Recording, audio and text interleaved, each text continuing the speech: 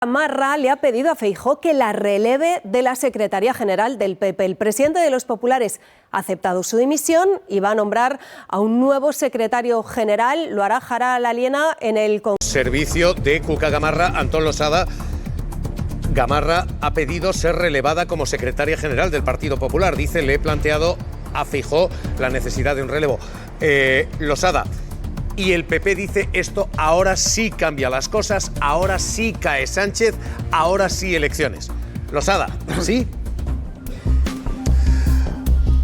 Bueno, Javier, el caso de Cuca Gamarra es esta cosa de me voy 2 minutos antes de que me echen, me da un poco la impresión, ¿no? Segundo caso, es que no hay noticia. Si no hubiera ido Santos Cerdán a prisión, también habrían pedido elecciones. Y si solo le hubiera retirado el pasaporte y lo hubiera mandado a su casa, pues también habrían pedido elecciones, porque es el discurso del Partido Popular. Llueve, elecciones, no llueve, elecciones, hace sol, elecciones, hace mucho calor, elecciones, da igual. Todo acaba siempre en elecciones. Y es también una muestra de la principal limitación que tiene la estrategia del Partido Popular y el discurso del Partido Popular, que no hay un P. Sánchez. Antes había un M. Rajoy, y ahora no hay un P. Sánchez. Lo están buscando desesperadamente, intentan construir la conexión metafórica entre lo que está sucediendo y el P. Sánchez, pero de momento, al menos de momento, no hay un P. Sánchez. Losada, y 20 de la tarde, 1:20 en Canarias, y si se incorporan hasta ahora, esta es la imagen, la policía preparada para llevar a Santos Cerdán a la cárcel de Soto del Real. El Tribunal Supremo ha dictado orden de prisión incondicional y sin fianza para quien fuera secretario de organización del Partido Socialista. Lo dice el magistrado y lo pide la Fiscalía Anticorrupción. Carla Acuña, Tribunal Supremo, en un auto durísimo que lo que dice es que hay riesgo de destrucción de pruebas.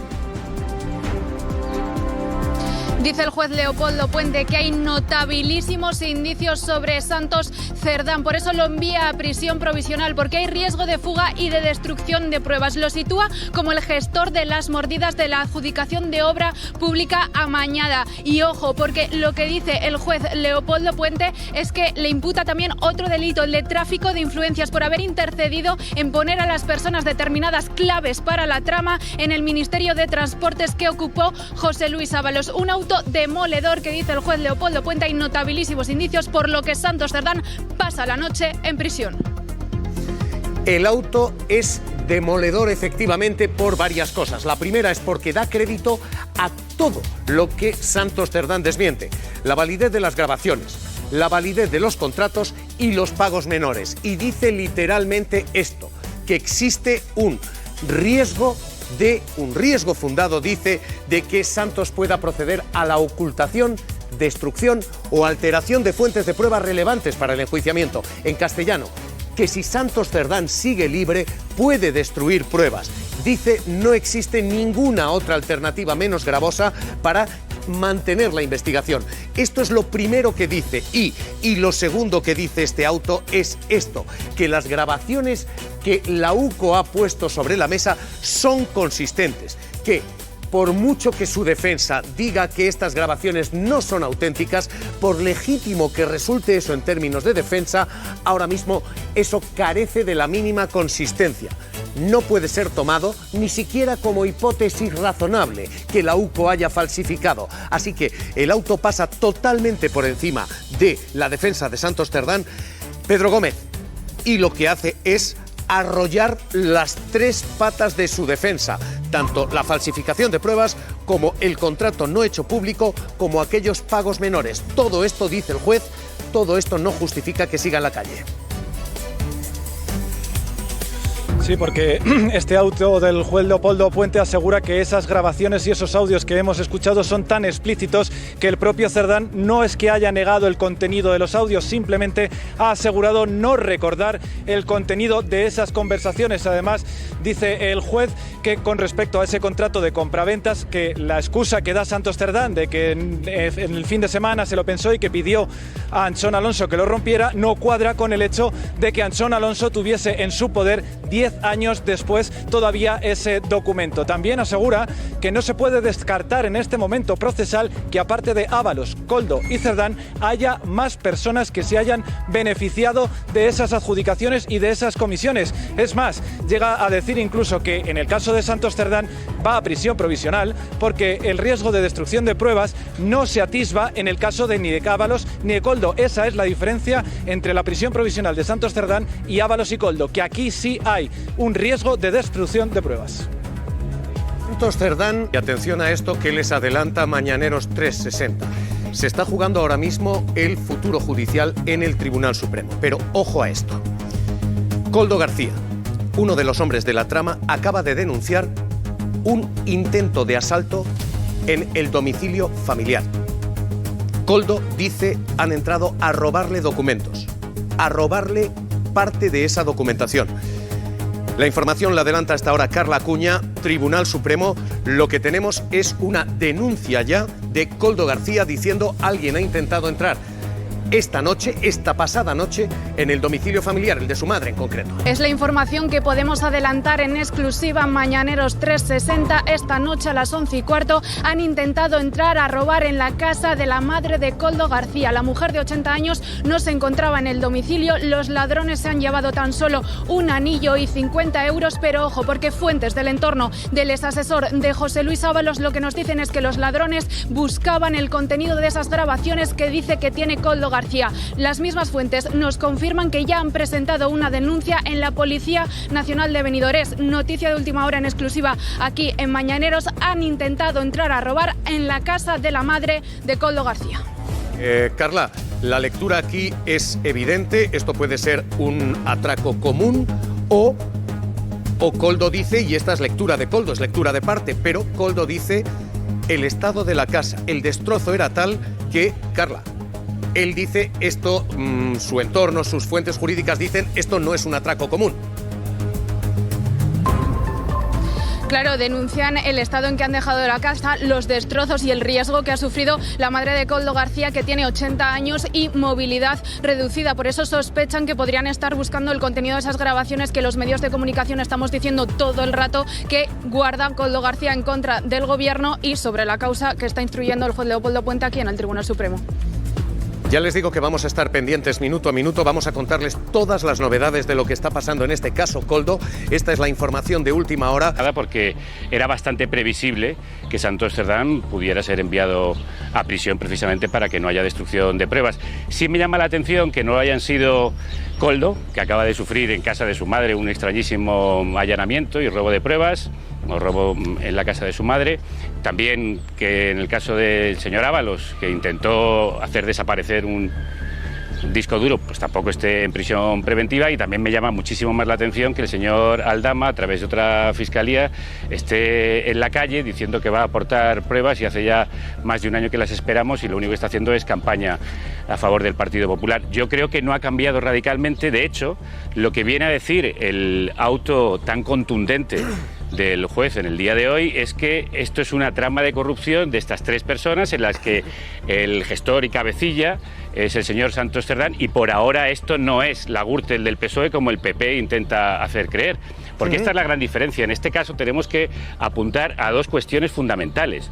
Uno, por ahora no hay una financiación ilegal del partido, que sepamos por los informes, conversaciones y archivos que conocemos, que sí existía en el caso de la Gürtel. Y dos, para hacer caer a un gobierno, como ocurrió en el caso del Partido Popular, hoy la oposición tendría que presentar una moción de censura, como hizo en su momento Pedro Sánchez, porque aquella causa de la Gürtel llegaba hasta los pies de M. Rajoy. Hoy no hay un P. Sánchez, y esto parece, citando una película más, Los Tres Amigos. Una trama de corrupción que es importante, que es gravísima, que apunta al presidente porque nombró a dos personas importantes como secretarios de la organización, pero que no parece de momento manchar al partido. No es la Gürtel del PSOE por lo que conocemos hasta ahora. Por lo tanto, para hacer caer la legislatura tendrían que pasar esas dos cosas: que realmente hubiera financiación ilegal del Partido Socialista y que el Partido Popular pusiese una moción de censura, que no se atreve porque no tiene ni proyecto ni valentía. La clave política la intenta dibujar Santos Cerdán. Vienen a por mí porque soy el enlace en la negociación con Bildu, en la negociación con Junts, en la negociación con Esquerra. Este era su argumento. Bueno, el Partido Socialista parece haber roto ese argumento en cuestión de horas. Atención a esto. Zapatero toma ese relevo. Zapatero es quien se reúne ya con Puigdemont y con el independentismo. Es Zapatero personalmente el que está manteniendo esa reunión ya con los grupos independentistas. Cristina Cañedo, última hora, cuéntanos. Sí, esa reunión se habría producido este fin de semana en Suiza, como dices, con José Luis Rodríguez Zapatero encabezando la delegación socialista. Oficialmente todavía no hay ningún nombre encima de la mesa, pero desde Junts sí que exigían una persona, un nuevo interlocutor que tuviera peso en el partido para poder elevar a los ministerios todos los temas que se tienen que todavía tratar y que están pendientes en esas negociaciones entre Junts per Catalunya y el Gobierno. La oficialidad del catalán y el traspaso de competencias en materia de inmigración son las dos patatas calientes que habían quedado suspendidas tras el escándalo de Santos Cerdán. Veremos si Zapatero se mantiene de forma prolongada como interlocutor o si en este congreso del fin de semana sale un nuevo nombre para llevar a cabo esas negociaciones. Desde luego, si la línea era van a por mí porque soy el único, gracias Cañedo, esto el PSOE lo ha despejado este fin de semana. Zapatero toma esas riendas personalmente. Bueno, yo creo que no es novedoso que Zapatero esté en las negociaciones o en la relación, en las conversaciones con Junts y algún otro grupo desde hace bastante tiempo, ¿no? Se sabe que él ha cultivado el diálogo con Puigdemont, es una especie de fijación entre los principios, digamos, políticos de Zapatero, la resolución del asunto de Cataluña. Lo tiene como una espina clavada en la que él quiere seguir aportando. Y yo creo que sí que lo hace con la valentía de decir, bueno, el que estaba por aquí está en prisión, pero yo voy a seguir con este empeño como una especie de delegado político del presidente Sánchez. Alberto, le pido la clave jurídica, consistentes, muy consistentes pruebas, dice el magistrado, y no existe ninguna alternativa para evitar la destrucción de pruebas. Lo que el magistrado está diciendo es la defensa de Santos Cerdán no se sostiene, ¿no? Sí, sobre todo insiste en que estamos respecto de Santos Cerdán, a diferencia de Koldo y Ábalos, en un momento muy inicial de la instrucción, donde no se le ha practicado entrada de registro y retirada de dispositivos, porque el mismo magistrado dijo que no sería eficaz porque ya no era imprevisible, dado que en su momento no se acordó por ser diputado, y que lo que ha de empezarse ahora es la investigación patrimonial. Es cierto que sorprende porque en términos de la Fiscalía Anticorrupción y de las causas de corrupción, algunas tan graves como la del vicepresidente económico del gobierno en el caso de Rato, en fin, hemos tenido muchísimas, pero en cuanto a cargos de envergadura, desde luego es mucho más ser ministro que ser secretario de un partido, y mucho más ser vicepresidente económico, etcétera. Pero es verdad que no se ha visto casi nunca entrar en prisión hasta que ha habido sentencia firme, incluso algunos después la han eludido de inmediato. Pero también es cierto que la investigación patrimonial sí se puede entorpecer mucho por parte del propio investigado si todavía no la has empezado, porque es llamar a tus bancos, a bancos en el extranjero, a acciones que pueden estar en documento privado, como presuntamente sucede en este caso, y no público, no en el registro de la propiedad, no en el mercantil, y tú siempre puedes adelantarte a la unidad investigadora porque tú sí sabes dónde están tus bienes. O sea, yo creo que el acento lo pone sobre todo en esto. O sea que la clave aquí puede ser para evitar no destrucción de pruebas de la causa, sino de su dinero, de su enriquecimiento patrimonial, porque esto es lo que se investiga ahora. Cuentas, es más, el fiscal ha hablado incluso de un posible delito de blanqueo, no se sustancia, pero sí se menciona, y de un delito contra la hacienda pública. Magistrada, lo que el juez parece actuar es precisamente para evitar esto, para evitar que se destruyan pruebas del posible enriquecimiento ilícito, entonces se está diciendo. Sí, o del blanqueo. Es que en este tipo de delitos el dinero es tanto la prueba de tu patrimonio y con lo que vas a responder ante la justicia, porque la verdad es que los delitos por ahora no son muy graves, el de organización criminal, cohecho y tráfico de influencias no son muy graves. Hemos visto políticos de primera línea condenados por delitos muchísimo más graves, o ahora mismo la Fiscalía Anticorrupción le pide a Jorge Fernández Díaz, exministro del Interior de Rajoy, 15 años de prisión. Esto es mucho más que estos otros delitos delitos. Pero es que el dinero en estos casos también es objeto del delito, también es objeto de la instrucción, porque es precisamente lo que estás buscando. Si ha habido mordidas o comisiones ilegales y enriquecimiento a cambio de contratos, esto de Servinavar con Acciona parece que es un indicio muy importante para el magistrado. El que estuvieran en UTE con Acciona, Servinavar, y hubieran sido favorecidas por tanto contrato, pues eso, la clave económica es muy importante en este caso, y como acaba de empezar, pues dice que necesita que nadie le entorpezca esta instrucción. Yo he entendido sobre todo que esa es la clave frente a Koldo y Ábalos. Evidencia sobre todo 2-3 líneas del auto, cómo se justifica esta prisión. Porque lo que el auto dice es, no hay riesgo alguno de que vuelva a reincidir. Literalmente esa es la línea, no hay riesgo alguno de que pueda cometer nuevos hechos delictivos. 2, dice, no, tampoco se debe garantizar su presencia por riesgo de fuga, no se va a sustraer a la justicia. Pero esta es la clave y este es el párrafo clave. 3, sí existe un riesgo de que si sigue en libertad se produzca, él mismo pueda producir ocultación, destrucción o alteración de fuentes de pruebas relevantes para un futuro enjuiciamiento. No existe alternativa menos gravosa para él. Magistrada, lo que está diciendo el juez es: Santos Cerdán puede destruir pruebas. ¿Esto es lo que nos están diciendo en castellano? Sí, precisamente repasa de forma motivada, como exige la ley y el Tribunal Constitucional, las causas posibles que permiten los fines para los que están previstos, una vez que cuentas con indicios sólidos, claro, de responsabilidad criminal respecto de una persona. ¿Cuáles son los motivos que la ley autoriza para acordar esta privación de libertad previa al juicio y a la sentencia? No descarta definitivamente el riesgo de fuga, dice que no es la mayor finalidad, la más sólida, pero que no es descartable, pero sí el de alteración o manipulación de fuentes de pruebas relevantes. Tiene que basarse en un peligro fundado y concreto que me imagino, yo no he podido leer el auto todavía, que lo desgrana en el propio auto, y que se basará pues en esos emails interceptados y en esas grabaciones, en contratos, etcétera, lo cual nos lleva a su vez a cuestionarnos si se va a adoptar alguna medida respecto de las corruptoras, porque en la administración, lo hablábamos el otro día, es muy difícil la alteración o incluso la participación de personal funcionario, etcétera, y normalmente se viste correctamente cualquier contrato y la corrupción va por debajo, ¿no? Que por ahí se nos desangraban tanto con gobiernos anteriores como al parecer con esta trama los presupuestos generales del Estado, pues en mordidas y en contratos en B, ¿no? Magistrada, en su experiencia, ¿qué significa ese término? ¿Qué significa ocultación, destrucción o alteración de fuentes de pruebas relevantes? ¿Esto qué significa? ¿Destruir documentos? ¿Esto significa presionar a testigos? ¿Esto qué significa?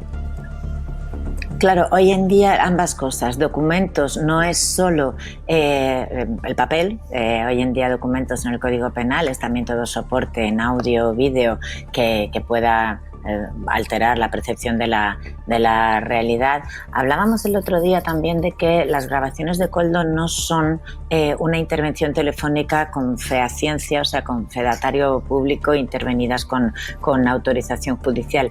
Pero hablando precisamente del ejemplo de que del juez Alba sí se admitieron porque apareció el soporte original, la grabación original en el dispositivo, alguien me comentó que en este caso puede que no estuvieran en discos duros o en pendrives, cosa que no tendría ninguna garantía de integridad ni de autenticidad, sino que hubieran dejado a disposición de la policía o está encontrado los propios móviles. Si así fuera, entonces sí que este sería un soporte original, un documento original en este sentido. Y efectivamente lo que la ley prevé como posible destrucción o alteración de pruebas es tanto testigos. Lo que pasa es que en estos casos de corrupción lo que se suele es bueno, pues valorar enormemente la prueba documental, tanto la de la contabilidad y contratos de las empresas corruptoras como las comunicaciones por email, por cualquier tipo de mensaje, otro tipo de comunicación que pudieran pues eso, revelar esa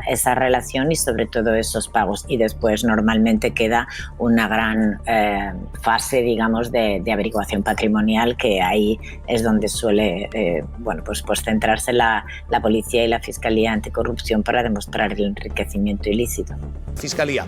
Pedro, esto significa que la estrategia que iba a adelantar Santos Cerdán, la que tú nos adelantabas aquí el viernes, esto no vuela, esto no cuela, porque él lo que pretendía era decir: las pruebas están falsificadas, estas pruebas no soy yo.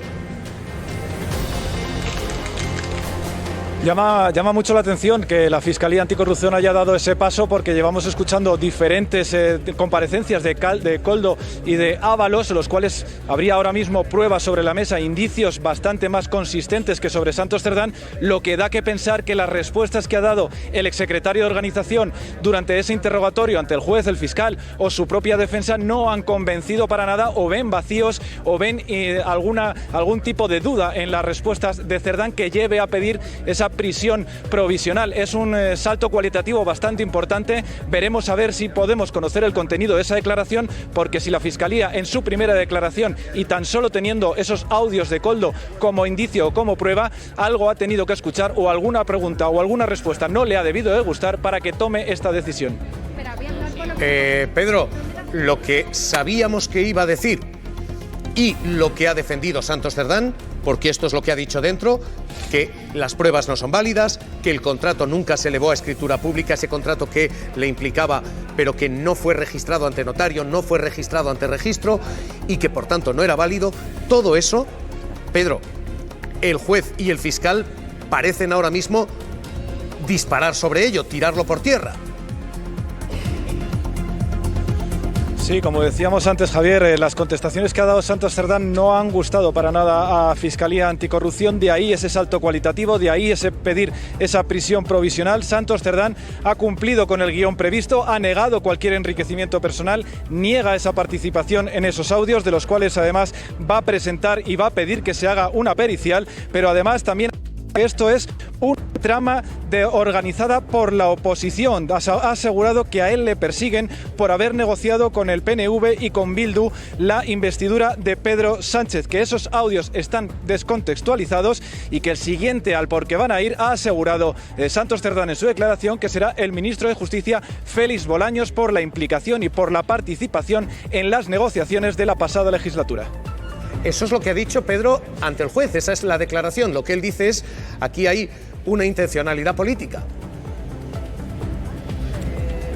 Sí, ha venido a decir casi que esto no es una causa judicial, sino que es una causa política, que van a por él por el papel relevante que obtuvo durante las negociaciones al finalizar tras las elecciones del año 2023, en las que se consiguió, tras esas negociaciones, revalidar la presidencia del gobierno por parte de Pedro Sánchez. Ha asegurado que a él le han investigado y le están imputando por haber negociado con Bildu, y ha asegurado que al próximo a por el que van a ir será Félix Bolaños, el actual ministro de Justicia, por las negociaciones que mantuvo con Junts. Además, ha vuelto a decir efectivamente que esos audios están descontextualizados, que no son veraces, y va a pedir una prueba pericial para que se certifique la veracidad de esos audios. A ver, yo todo lo que sea exigir responsabilidades políticas, explicaciones, etcétera, hasta el infinito. Es decir, yo no voy a poner pegas a eso. Sí, es verdad que uno siempre se sorprende de que se pidan en unos casos y en otros no. Es decir, en la Gürtel yo quiero recordar que se tardó 4 años, desde que se abrió la investigación por parte del juez Garzón,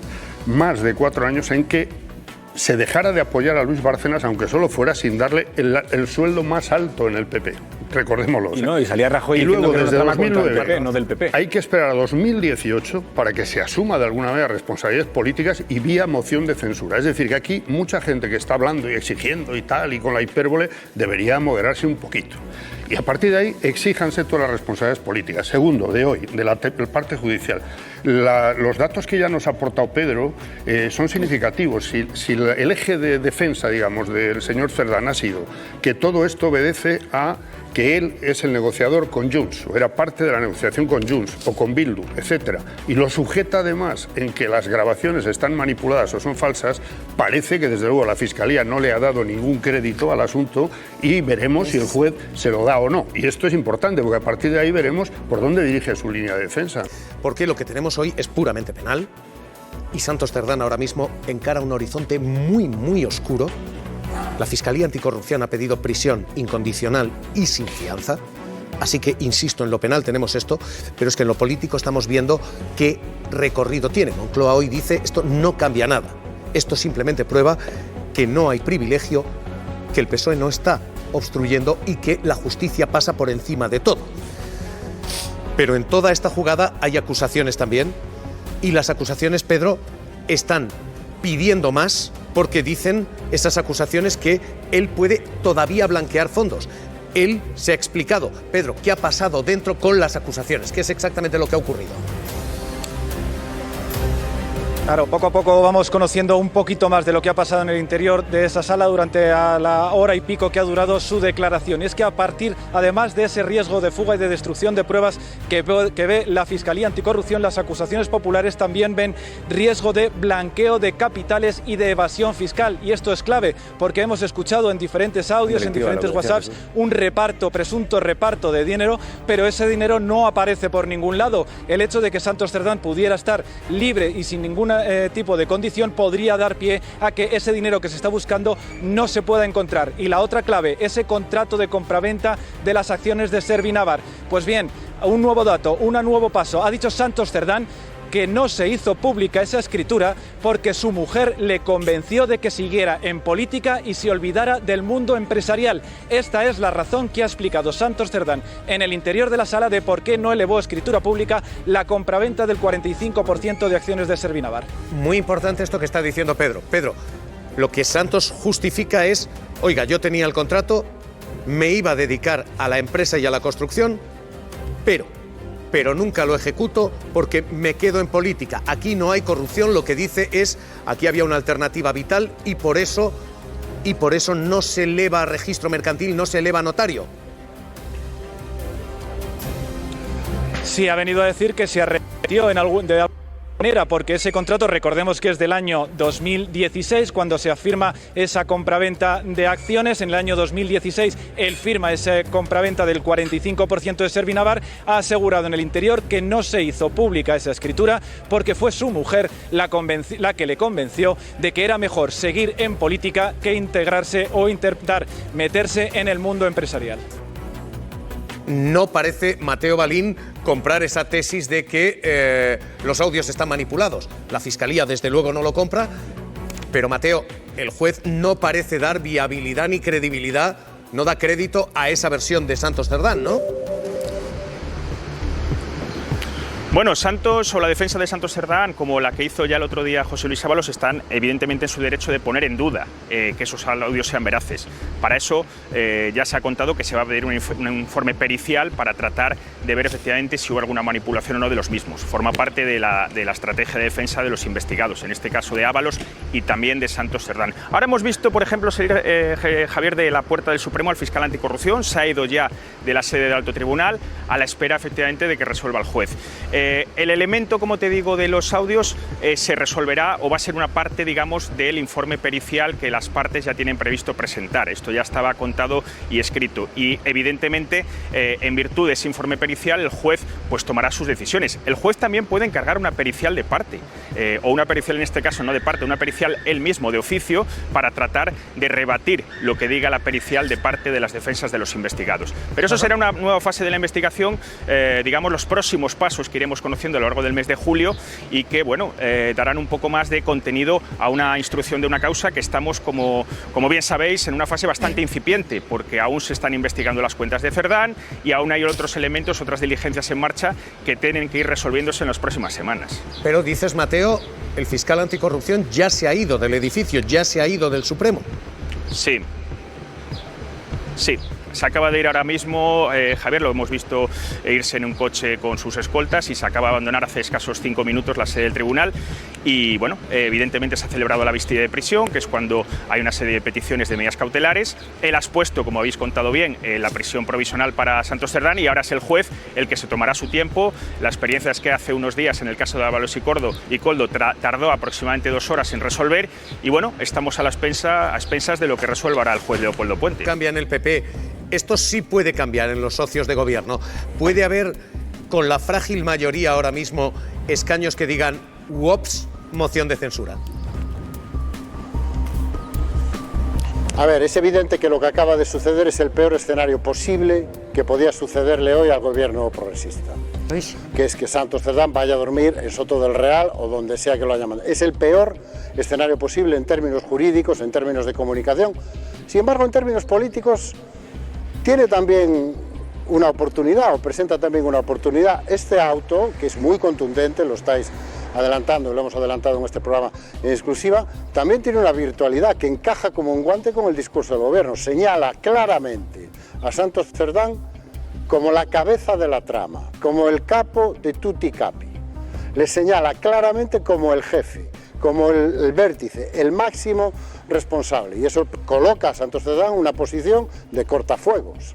Es decir, el auto refuerza este discurso del Partido Socialista y del Gobierno de que Santos Cerdán, todo termina en Santos Cerdán, que después de Santos Cerdán no hay nada, que no hay conexión con P. Sánchez, que no hay conexión con la financiación del partido. Y el auto, en cierta medida, siendo, insisto, el peor escenario posible en términos jurídicos y en términos comunicativos, sí refuerza ese discurso y esa estrategia del Partido Socialista de colocar a Santos Cerdán como el cortafuegos.